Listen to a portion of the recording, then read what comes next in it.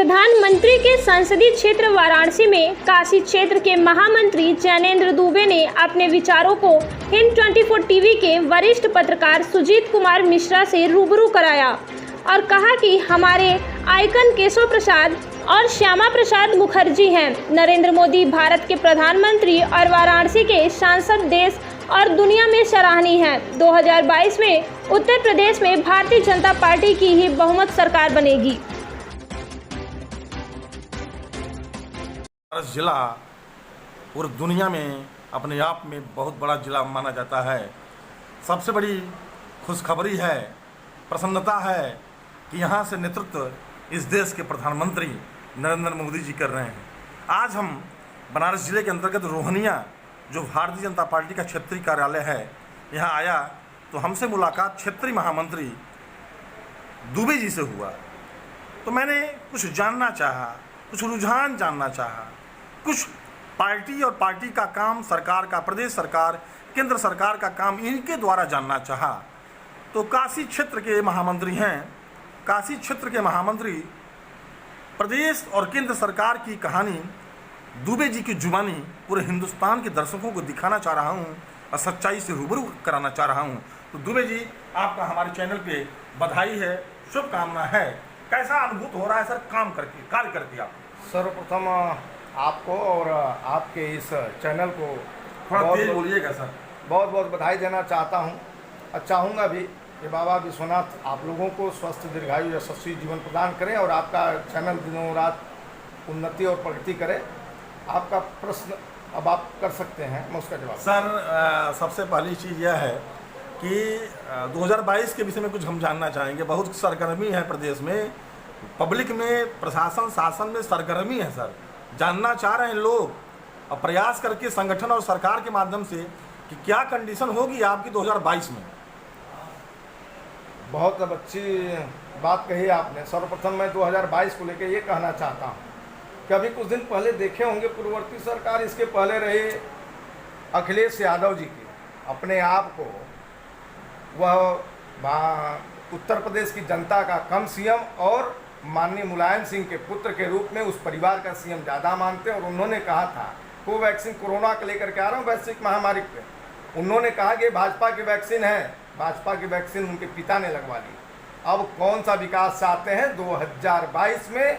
मैं आपको विश्वास दिलाता हूं, मैं झूठ बोलने वाला नहीं हूं। मैं संगठन का कार्यकर्ता हूं, ज़मीन पे चलने वाला हूं और गरीबों के लिए लड़ने वाला हूं। ये भारतीय जनता पार्टी ने मुझे दायित्व दिया और मैं उस विश्वास के साथ कह सकता हूं, आपके चैनल के माध्यम से कह सकता हूं और सीना ठोक के कह सकता हूं कि 2022 में 352 सीट से अगर भारतीय जनता पार्टी कम आ गई, या तो मैं राजनीति छोड़ दूंगा या समाजवादी पार्टी के मुखिया जो वर्तमान में हैं, अखिलेश यादव अपने के कहते हैं, अगर वह, मैं उन्हें भी चैलेंज कर रहा हूं।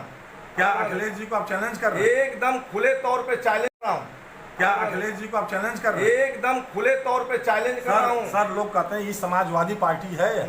नहीं नहीं नहीं नहीं, ये परिवारवादी पार्टी। न तो यहाँ जनेश्वर का समाजवाद, न नोहिया का, न तो जेपी जी का, उनका तो समाजवाद था। ये उन्होंने बलिया में 10,000 ब्राह्मणों का जनेऊ तोड़वा करके समाजवादी बनाने के लिए सर्वप्रथम उन्होंने ये कहा था कि हम किसी जात में नहीं बटे हैं, हम किसी परिवार के नहीं हैं, हम एक हैं, एक भारतीय हैं, एक समाज में रहने वाले हैं। उस सभ्यता का प्रतिपूर्ति और उसके जो है एक चित्र हुआ करते थे जेपी और माननीय लोहिया जी हमारे। ये कहा गया है उनका समाजवाद? चाचा, भतीजा, नाती, पोता, दादा, दादी, फूफा, काकी, मौसा, मौसी, यही तो है उनके परिवार में, उनके समाजवाद में, यही उनका समाजवाद है। आपके कहने का मतलब यह समाजवादी नहीं, परिवारवादी पार्टी? अरे परिवारवादी नहीं, वो खानदानवादी हैं, रिश्तेदारवादी हैं, वो जातिवादी हैं, वो तुष्टीकरण की राजनीति करते हैं।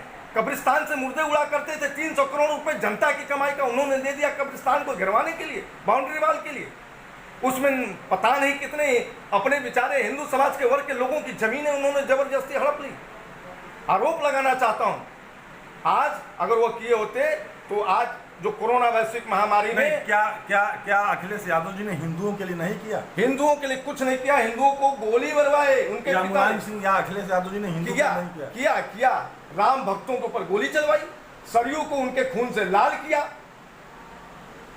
कन्नौज में उनके पत्नी के खिलाफ, उनके खिलाफ चुनाव लड़ने वाले हमारे बूथ अध्यक्ष का गर्दन कटवाए, नीरज मिश्रा का। उन्होंने यही तो किया हिंदुओं के लिए। वो हिंदू नहीं थे क्या? मैं उनसे पूछना चाहता हूँ, क्या उनके बच्चे का कोई गर्दन काट दे वो बर्दाश्त करेंगे? कैसे करेंगे? मैं एक एक कार्यकर्ता के बलिदान का बदला लेने के लिए मैं तत्पर हूँ। इस भारतीय जनता पार्टी को मरते दम तक उनको इस उत्तर प्रदेश में बहाना नहीं, वह संन्यास ले लें। सर आपकी लड़ाई किस पार्टी से है? हमारी लड़ाई किसी पार्टी से नहीं है, हमारी लड़ाई अन्याय और न्याय की है। भारतीय जनता पार्टी किसी दल से नहीं लड़ती है, वो कोई लड़ने लायक नहीं। ये विकलांग से मैं लड़ूं, दिव्यांग, ये दिव्यांग हो चुके हैं, उनको जनता दिव्यांग बना चुकी है। उनको जगह कहाँ छोड़ी है? उठने के लिए, बैठने के लिए, चलने के लिए, सोने के लिए, खाने के लिए, पीने के लिए उनकी जगह नहीं थी। वो कहाँ है? किस मुंह मुंगरे लाल के हसीन सपने देख रहे हो? उनके चाचा उनके साथ नहीं, उनकी भाभी उनके साथ नहीं, उनकी बहू उनके साथ नहीं। अब अपने पहले परिवार को तो ले ले। उत्तर प्रदेश की जनता 2017 में बताई और 2022 में पुनः ऐसे जगह भेजेगी कि वो आएंगे नहीं, जाकर के कहीं को कंदरा में बैठ करके सर कुछ नारा लगाएंगे किसी दाढ़ी और मौलवी और मुल्लों।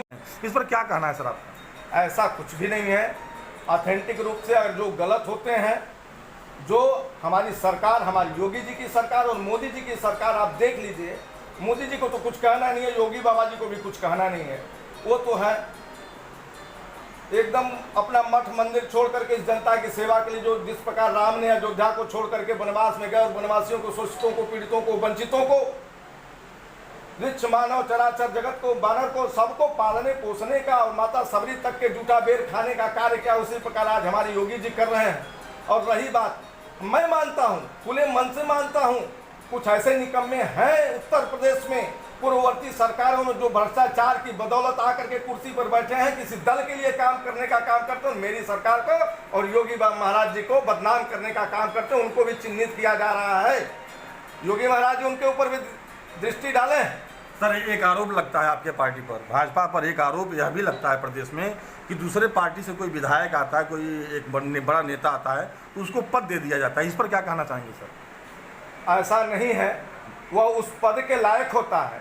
अगर किसी दल में रहा हो, कहीं रहा हो, कहीं सांसद हो, कहीं विधायक हो, कोई जिला अध्यक्ष हो, प्रदेश अध्यक्ष हो, तो मैं अब मेरे अगर परिवार में आया, मेरा भाई बना, यह राजनीतिक संगठन है, तो उसे उचित सम्मान देना मेरी नैतिक जिम्मेदारी है। उस नाते हम उसे यह प्रदान करते हैं, ना कि मैं किसी लोभ लालच में। और मैं फिर आता है तो अपने सनातन संस्कृति और भारत माता की जय बोल करके इस माँ भारती के लिए आगे निरंतर कार्य करने का व्रत लेता है। उसका सम्मान करने का मेरा अधिकार है और मैं उसे करता ही रहूँगा। और यह निराधार आरोप है कि उसको दे दिया। एक बात मैं पूछना चाहूँगा, भाजपा में बड़े बड़े नेता हैं, बड़े बड़े नेता हुए भी हैं, अपना कोई आइकॉन बताइए जो आपके लिए वास्तव में एक आदर्श हो, या उसके पदचिन्हों पर, उसके बताए हुए चीज़ों पर आप चाहते हैं कि हम भी आगे बढ़ें। कोई आइकॉन बताइए सर। आपने बहुत ही अच्छा क्वेश्चन किया और आपने कहीं न कहीं मेरे दिल में बैठे हुए मेरे अग्रज, मेरे गुरु को जगा दिया और उन्हें उनकी याद दिलाई, उसके लिए आपको धन्यवाद। अगर आइकॉन मेरा मानते हैं, राजनीति को छोड़ करके अगर मेरा कोई आइकॉन है, परम पूज्य प्रथम सर्व संघ चालक डॉक्टर केशव बलराम हेडगेवार जी, और राजनीति में आते हैं तो अगर मेरा राजनीति में कोई भी आइकॉन है, कोई आइकॉन है, तो जहाँ हुए बलिदान मुखर्जी वो कश्मीर हमारा है। मैं पंडित श्यामा प्रसाद मुखर्जी जी को आइकॉन मानता हूँ और उन्हीं के आइकॉन पर चलने वाले हमारे श्रद्धेय दीनदयाल उपाध्याय जी, यही मेरे दो आइकॉन हैं राजनीति के और इस संस्कृति समाज के और भारत का जो सेवा करने का व्रत मिला है, वो मुझे प्रथम सरसंघ चालक हेडगेवार जी। और राजनीति में आते हैं तो अगर मेरा राजनीति में कोई भी आइकॉन है, कोई आइकॉन है, तो जहाँ हुए बलिदान मुखर्जी वो कश्मीर हमारा है। मैं पंडित श्यामा प्रसाद मुखर्जी जी को आइकॉन मानता हूँ और उन्हीं के आइकॉन पर चलने वाले हमारे श्रद्धेय दीनदयाल उपाध्याय जी, यही मेरे दो आइकॉन हैं राजनीति के और इस संस्कृति समाज के और भारत का जो सेवा करने का व्रत मिला है, वो मुझे प्रथम सरसंघ चालक डॉक्टर केशव बलराम हेडगेवार जी से मिला है। मैं अपने जीवन को, मैं अपने ऐसे संगठन को बहुत धन्य मानूंगा कि हमको ऐसा स्थान मिला, एक जगह मिला, एक शाखा मिली जहाँ गए और ऐसा मेरे अंदर। कुछ मोदी जी पर भी बोलेंगे। मोदी जी देश के प्रधानमंत्री हैं, इस समय विश्व के नेता माने जा रहे हैं, क्या कहना है आपका? आप मोदी जी पे मैं बोलूं, मैं मैं प्रशंसा कर सकता हूँ, प्रशंसा करिए सर। प्रशंसा कर सकता हूँ, क्योंकि उनके अनुशंसा करने के और कुछ बोलने की तो हैसियत हमारी है नहीं। बड़े बड़े नेताओं के जो राष्ट्राध्यक्ष हैं पूरे विश्व में उनको नहीं है, तो हम तो एक छोटे से कार्यकर्ता हैं। मैं आपको विश्वास दिलाता हूँ कि 2029 आते आते यह भारत पुनः विश्वगुरु बनेगा। आज राफेल मोदी जी लाए हैं, उसी देश को एक दिन राफेल 2 बेच करके दिखाएंगे। और आप ये देख लीजिएगा, चाहे मेडिकल के क्षेत्र में हो, आप कल का अखबार उठा करके देखिए, उसमें हमारे भारतीय वैज्ञानिकों ने एक ऐसी दवा का शोध किया है जो कैंसर का वैक्सीन बनाने की दिशा में अग्रसर है। यह मोदी जी की देन है और यह पूरे विश्व के कैंसर मरीजों को बचाने का काम करेगी। और पूरे विश्व से जिस प्रकार टीबी समाप्त हुआ उसी प्रकार कैंसर समाप्त होगा, जिस प्रकार पोलियो समाप्त हुआ उसी प्रकार यह कैंसर समाप्त होगा। और वह श्रेय जाएगा तो भारत के यशस्वी प्रधानमंत्री नहीं, अपितु विश्व के सर्वप्रथम नेता, सर्वमान्य नेता हमारे श्रद्धेय प्रधानमंत्री नरेंद्र भाई मोदी जी को जा रहा है और हमारे वैज्ञानिकों को जा रहा है। धन्यवाद सर, बहुत अच्छा लगा। ज्ञानेंद्र दुबे ने एक बात बताया, इन्होंने कहा कि मैं काशी क्षेत्र का महामंत्री हूं और मैं अपना आइकॉन मानता हूं केशव प्रसाद हेडगेवार, जो कि संघ की स्थापना में बहुत बड़ी भूमिका निभाए थे। दूसरा इन्होंने नाम लिया आइकॉन के रूप में श्यामा प्रसाद मुखर्जी का, जिन्होंने कश्मीर को स्वतंत्र कराने के लिए नारा ही नहीं बल्कि उस पर काम करने के लिए जिस विजन की स्थापना किया था, यह पार्टी या सरकार उसको प्राप्त किया। रही बात मोदी जी के लिए, इन्होंने कहा कि मोदी जी भारत के नहीं विश्व के नेता हैं।